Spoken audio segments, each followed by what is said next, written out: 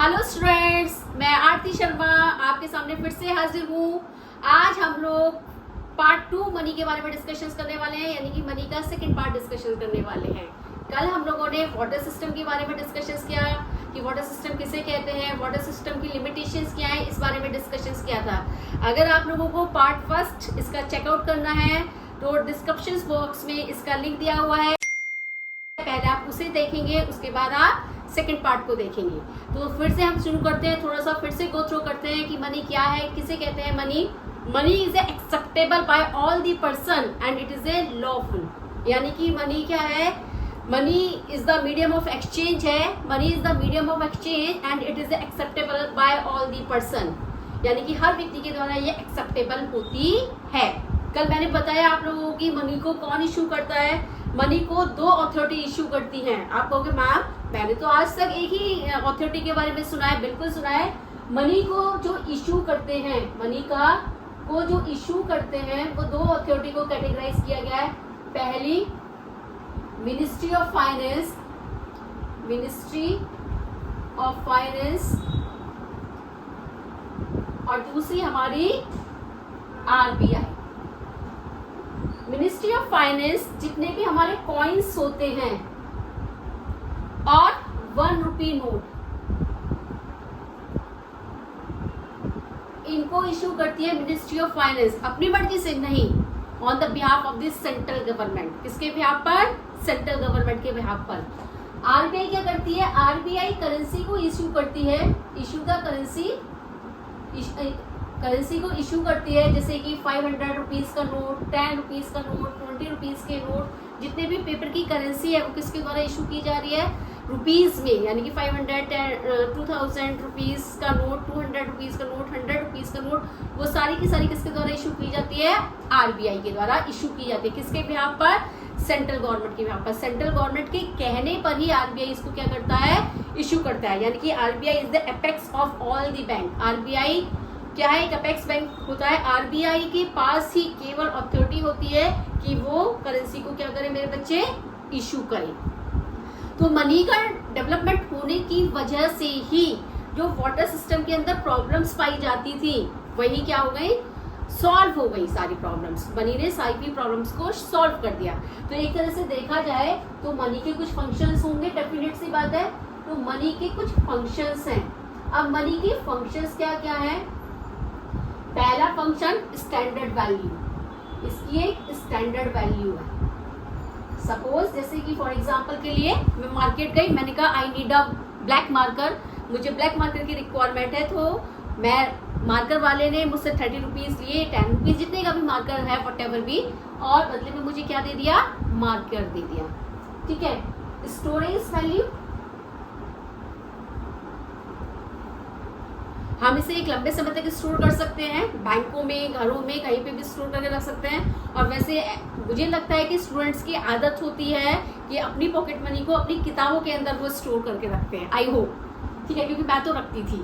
तो यानी कि मनी को हम स्टोर करके भी रख सकते हैं लंबे समय तक। ठीक है।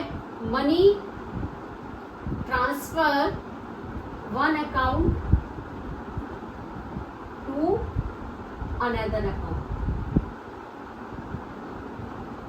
हम मनी को एक अकाउंट से दूसरे अकाउंट्स में भी क्या कर सकते हैं? ट्रांसफर कर सकते हैं। यस या नो? मान लीजिए मुझे मेरे ब्रदर ने, जैसे कोई फेस्टिवल है और मैं किसी फेस्टिवल पे नहीं जा पाई किसी रीजंस की वजह से, और मेरे भाई ने मेरे रक्षाबंधन के पैसे मेरे अकाउंट में क्या कर दिए? ट्रांसफर कर दिए। उन्होंने अपने अकाउंट से मेरे अकाउंट में ट्रांसफर कर दिए। और आज तो बहुत ही इजीली ट्रांसफर हो जाता है मनी का, आप भी अच्छे से जानते हैं। ठीक है। नेक्स्ट है fixed measurement. Fixed measurement, money के द्वारा किसी भी गुड्स की वैल्यू को हम क्या कर सकते हैं? मेजर कर सकते हैं। किसी भी गुड और सर्विसेज की वैल्यू को मेजर कर सकते हैं। फॉर एग्जांपल के लिए मान लीजिए हम कहीं पर ट्यूशंस ले रहे हैं या किसी डॉक्टर को दिखाने जाते हैं, तो उनका एक रेट फिक्स होता है कि भाई डॉक्टर की कंसल्टेशन फीस कितनी है? 500 रुपीज़ है, या 200 रुपीज़ है, या 100 रुपीज़ है। तो यानी कि इसका एक फिक्स मेजरमेंट है गुड्स एंड सर्विसेज के लिए। तो ये हो गए हमारे मनी के function. It's clear all of you? अच्छा, मुझे एक बात का जवाब दीजिए बच्चे कि why the dollar is not acceptable in India. यानी कि जो डॉलर है वो इंडिया में एक्सेप्टेबल क्यों नहीं है, केवल मनी ही क्यों, जो पेपर के कॉइन्स वगैरह हैं, जो पेपर करेंसी है, कॉइन्स हैं, वही एक्सेप्टेबल है, डॉलर एक्सेप्टेबल क्यों नहीं है? क्योंकि अगर मान लीजिए बाहर से कोई पैसा आ रहा है तो पहले उसको एक्सचेंज करना पड़ता है, ऐसा क्यों? वो सीधा डायरेक्टली पब्लिक के द्वारा यूज क्यों नहीं किया जाता है? इसका मेन रीजन ये है because it is not authorized by the central government, क्योंकि ये गवर्नमेंट के द्वारा ऑथराइज्ड नहीं है। ऑथराइज केवल किसके द्वारा है? ये आरबीआई, और आरबीआई किसके भी यहाँ पर काम कर रहा है? सेंट्रल गवर्नमेंट के भी यहाँ पर काम कर रहा है। It's clear? तो कभी कभी एक नंबर में क्वेश्चन पूछ लेते हैं कि why the dollar is not acceptable in India. The dollar is not acceptable in India due to the reasons because of it is not authorized by the central government, क्योंकि वो central government के द्वारा acceptable नहीं है।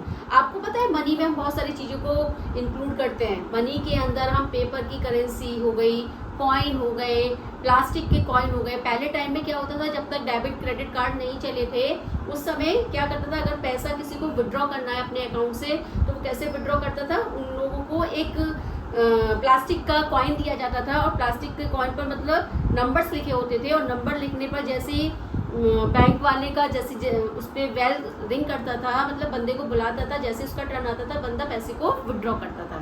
तो इसमें अगर हम बात करते हैं तो मनी के अंदर हम प्लास्टिक के कॉइन्स हो गए, पेपर की करेंसी हो गई, हमारे इसके अलावा डेबिट कार्ड हो गया, क्रेडिट कार्ड हो गया, ये सब हमारे मनी का पार्ट है। अगर केवल हम करेंसी की बात करते हैं तो करेंसी किसे कहते हैं? करेंसी एक नैरो कॉन्सेप्ट है, जबकि मनी एक वाइडर कॉन्सेप्ट है। करेंसी में केवल और केवल हम कॉइन्स और पेपर करेंसी को इंक्लूड करते हैं। कभी कभी 1 मार्क्स में डिफरेंस पूछ लिया, 2 मार्क्स में डिफरेंस पूछ लिया, what is the difference between the money and currency? तो money is the wider concept, currency is a narrow concept. Money we have including the paper currency, coins, notes, plastic coins, debit card, credit card, और currency के अंदर only we have including the paper currency and coins. I hope you understand this topic. कल हम फिर से मिलते हैं और डिटेल में मनी को पढ़ते हैं। Thank you.